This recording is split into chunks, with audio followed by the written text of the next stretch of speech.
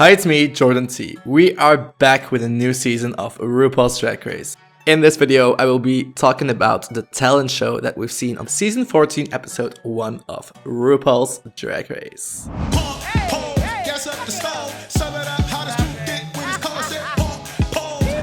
Not gonna lie, at first I was a bit skeptical about the concept of having a talent show on the first episode of a regular season, instead of, doing like the girl groups thing that we've been seeing the past couple of seasons. But it did not disappoint, let me tell you. We are used to seeing them on all-star seasons, variety shows, and then the queens already have like a reputation or a storyline to build on. That's not what happens here, because this talent show was really based on presenting yourself for the first time. It made it fun, that the queens didn't have something to hold on to like what happened on their original seasons, for example, but they get to do something fresh and new in the talent show.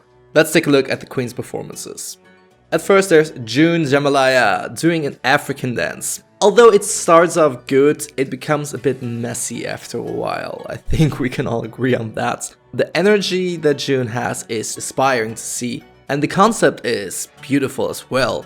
But then at the end I feel like she loses control a bit. She's just jamming and doing whatever she wants to do. At least it looks like that. I know that kind of dance she's doing is meant to look like she is freestyling a bit, but it feels a bit too uncontrolled. You know what I mean? Then there's BOSCO, and this girl, let me tell you, is a smart girl, because she knows damn well that burlesque numbers have always done well on the All-Stars variety shows.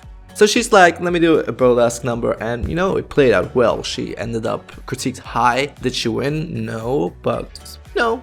And we got to see a little booty from BOSCO, which isn't too bad either. Elisa Hunter. We've seen the shot of her tearing the jacket open in the trailer of the season, so I did expect a lot from this. I can't really say that it was what I expected her to do, since it was just a lip sync. It was a lip sync with a prop guitar. Did I expect a bit more? Yeah, maybe. She said that she's doing this new thing, but the talent show's point is to get to know who you are. So at the same time, I feel like now they are saying that we have to get to know who you are. But maybe the queens just get told that there's gonna be a talent show before they get on the show, and that's all they know. So you can't really say if they are very aware of the challenge and that concept before they get on the show. That's always a bit the problem, Carrie Colby.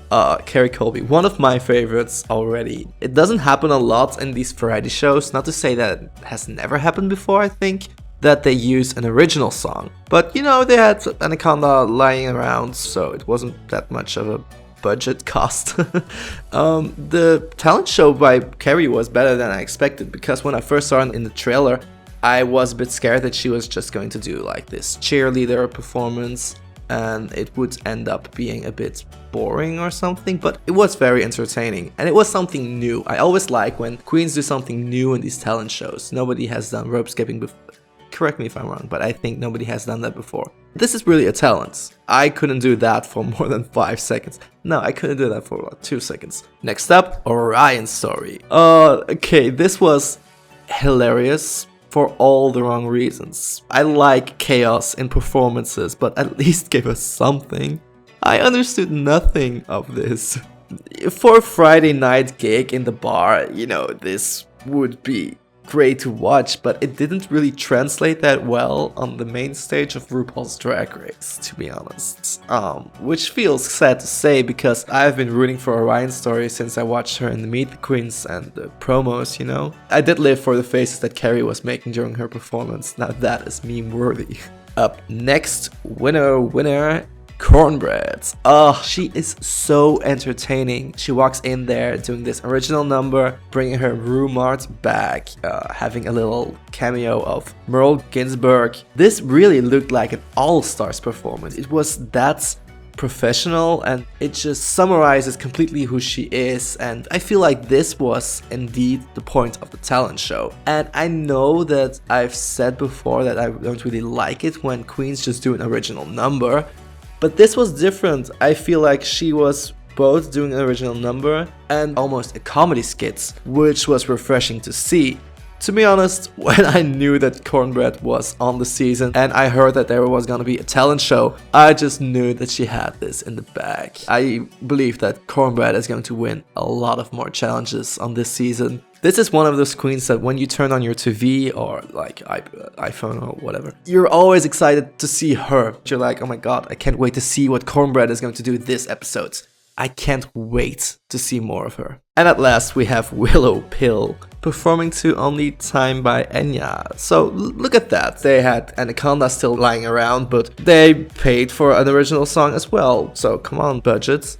I don't really know what to say except for the fact that I love this. This is what I love about drag. You know, you can do all of these crazy things and it's just entertaining to watch. It was hilarious. Honestly, one of the best performances on talent shows so far to me. She does this thing with the meatballs, then she throws them in the tub, and then she throws a toaster inside of it. It's just crazy. When I saw this shot in the trailer, like her sinking into the bath, I thought that she was going to do some kind of burlesque number or something. This was, let me tell you, the least I expected. By far, the least. So entertaining. Really love this. Ugh, Willow Pillow.